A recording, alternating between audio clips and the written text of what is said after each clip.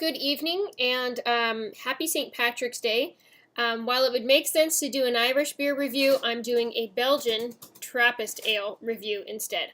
So this is Chimay, and it's arguably in a gold bottle, although some of the things say that this is the white label. So I'm going to call it gold. But this is a Belgian Tripel. So this should be exciting. 8% alcohol by volume. And this is a Trappist, and I think maybe I'll have some information about what a Trappist is.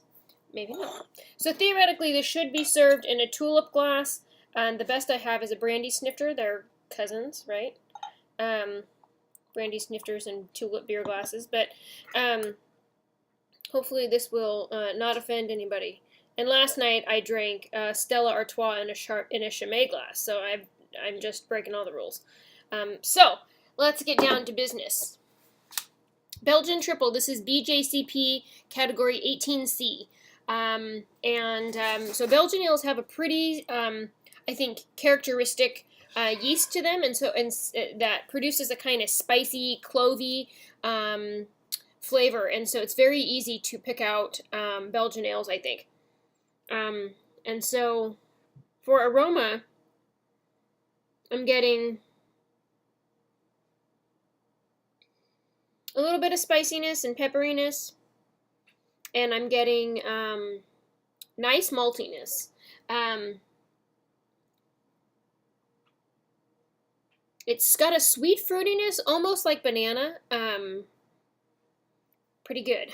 Appearance. So it's a nice deep golden color. The glass is kind of frosty now, so let's see here.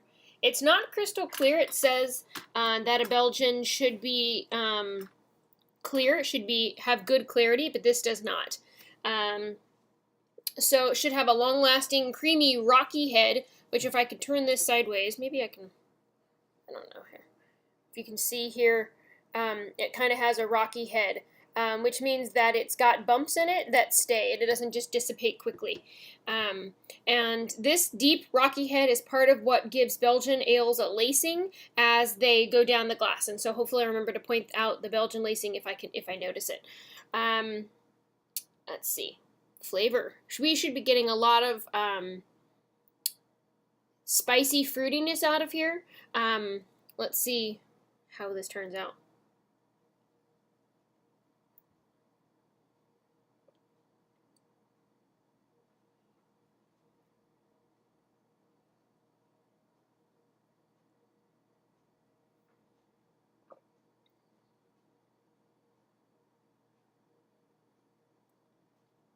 Wow, this is really, really, really good.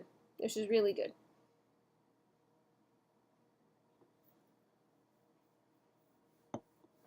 The kind of spiciness that I was describing earlier on and that was present in the aroma is not present as I drink this. The aftertaste has a little bit of spiciness to it, but more of a nutty, kind of almost walnut quality to it. Very interesting.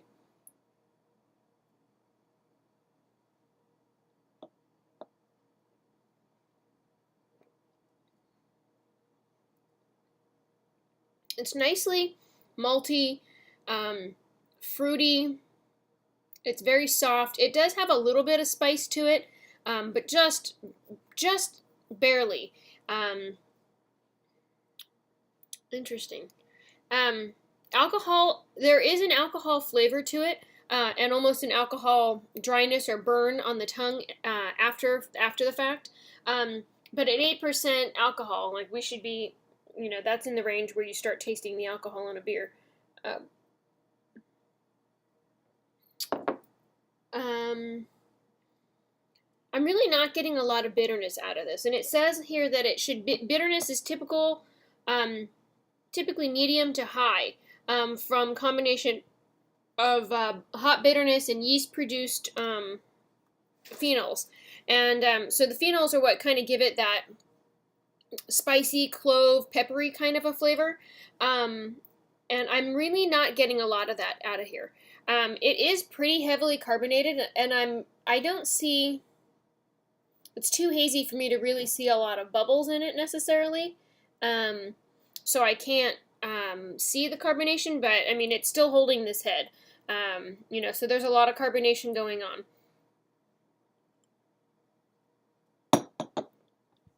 Mouthfeel.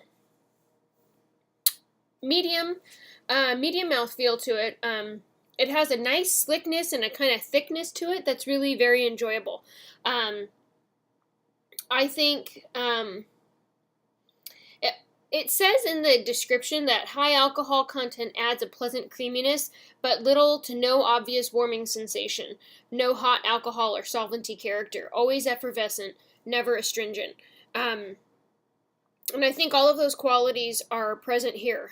This beer kind of has a creaminess to it, which goes right along with how it looks. It looks nice and creamy, like a butterbeer, with this beautiful head that it has. But it's, even with 8% alcohol, it's soft and very enjoyable, very smooth. This is a really, really great beer. I can see, again, time and again, every time I have a Chimay, why they are so so well thought of. So Chimay Chimay Cinq Cents which is in a white label, and I have seen it. Should be a Belgian triple, but I'm looking at this, and it even says, so you know I'm not fibbing here. It says triple. And so it is a triple. In this category, I think there's, no, Trappist ale is not even listed. So what makes a Trappist? So it's originally popularized by the Trappist monastery at West Mall. And so that is kind of what makes a Trappist beer a Trappist beer, is that it's brewed at a Trappist, brewed by Trappist monks. And so you can't just assign that, put that on your label without actually having it to be true.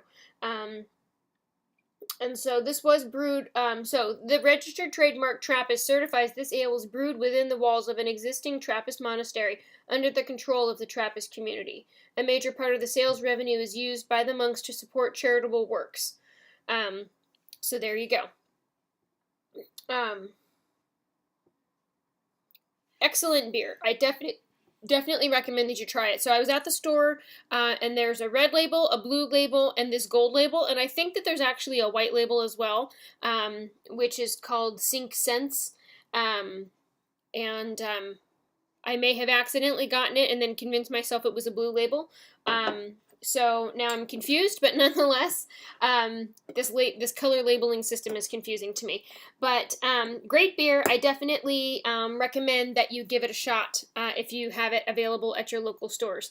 Thank you so much for watching. Share with me down below your comments or your feelings on this particular beer. I'd love to hear them. Have a good night. Happy St. Patrick's Day.